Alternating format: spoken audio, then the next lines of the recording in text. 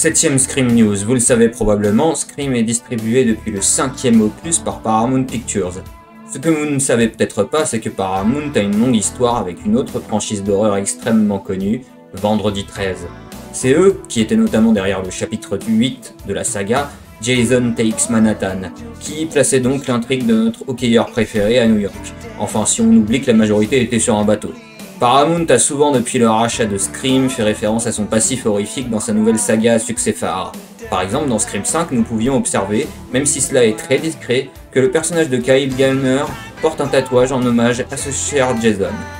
Et sur la campagne de promo du film sur TikTok, j'ai le clair souvenir que le film était également cité, notamment dans le top des meurtres préférés de souvenirs avec la fameuse mort de Julius.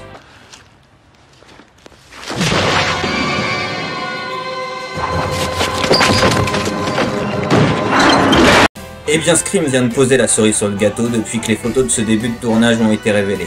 L'intrigue de Scream 6, qui est tournée à Montréal, se déroulera, tenez-vous bien, à New York. Il suffit de voir ces images avec le NYPD, la police de New York.